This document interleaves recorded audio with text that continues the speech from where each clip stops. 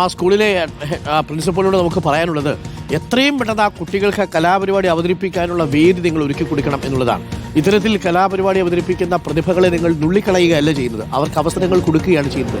നാളെ അവരൊക്കെ ഈ സമകാലിക യാഥാർത്ഥ്യങ്ങളുടെ വിമർശനാത്മകമായ ഒരു പരിപാടി അവതരിപ്പിക്കാൻ അവർ മനസ്സറച്ചു പോകും. അങ്ങനെയല്ല നിങ്ങൾ അധ്യാപകർ ചെയ്യേണ്ടത്. പലസ്തീനിൽ നിന്ന് കേട്ട ഉടനെ എന്തോ ഒരു കുഴപ്പമാണെന്ന് ചിന്തിക്കുന്നുണ്ടെങ്കിൽ നിങ്ങൾക്കാണ് കുഴപ്പമേ, അത് ആ വിദ്യാർത്ഥികൾക്കല്ല. അത് മനസ്സിലാക്കാനുള്ള മിനിമം ബോധ്യമുള്ളത് കൊണ്ടല്ലേ നിങ്ങൾ അധ്യാപകരായിട്ട് ആ തസ്തികയിൽ നിയമിച്ചിരിക്കുന്നത്. തീർച്ചയായിട്ടും വിദ്യാഭ്യാസ വകുപ്പ് ഈ പ്രിൻസിപ്പൾ ഈ തെറ്റ് തിരുത്തുന്നില്ലെങ്കിൽ, അധ്യാപകർ ഈ തെറ്റ് തിരുത്തുന്നില്ലെങ്കിൽ അന്വേഷിക്കണം. പലസ്തീൻ ഐക്യദാർഢ്യത്തോടുകൂടി മൈം അവതരിപ്പിക്കാൻ വിദ്യാർത്ഥികൾ ശ്രമിക്കുമ്പോൾ ചില അധ്യാപകർ പോയിട്ട് അതിൽ കർട്ടനിടാൻ ശ്രമിച്ചത് ഒട്ടും ശരിയായ കാര്യമല്ല. അതിൻ്റെ പേരിൽ കലോത്സവം അലങ്കോലപ്പെടുന്നുണ്ടെങ്കിൽ അതിൻ്റെ ഉത്തരവാദികൾ 100% അധ്യാപകരാണ്. അതിനകത്ത് ഒരു സംശയവുമില്ല.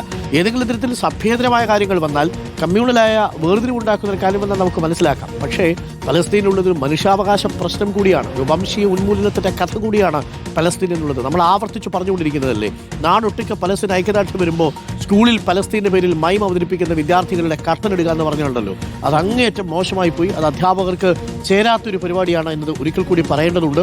അതിൽ തീർച്ചയായിട്ടും പ്രിൻസിപ്പൾ ഈ വിഷയത്തിൽ ഇടപെടണം. ആ കുട്ടികൾക്ക് ആ കലാപരിപാടി പുനരാവിഷ്കരിക്കാനുള്ള അവസരം കൂടി ഒരുക്കി കൊടുക്കണം. ഇല്ലെങ്കിൽ ഈ കുഞ്ഞുങ്ങൾ അറച്ചുപോകും. നിങ്ങൾക്ക് ചെയ്യുന്ന പാതകം എന്താണെന്ന് മനസ്സിലാവില്ല. നമ്മൾ ഈ ചെയ്യുന്നതിനെല്ലാം ഒരു സബ് ടെക്സ്റ്റ് ഉണ്ട്. നമ്മൾ പറയുന്നതല്ല, ആ കുട്ടികൾ മനസ്സിലാക്കുന്നത് ഇങ്ങനെയൊന്നും ചെയ്യാൻ പാടില്ല എന്നാണ്. നാളെ ഈ കുട്ടികളിൽ നിന്ന് എങ്ങനെയാണ് മികച്ച കലാകാരന്മാരുണ്ടാവുന്നത്?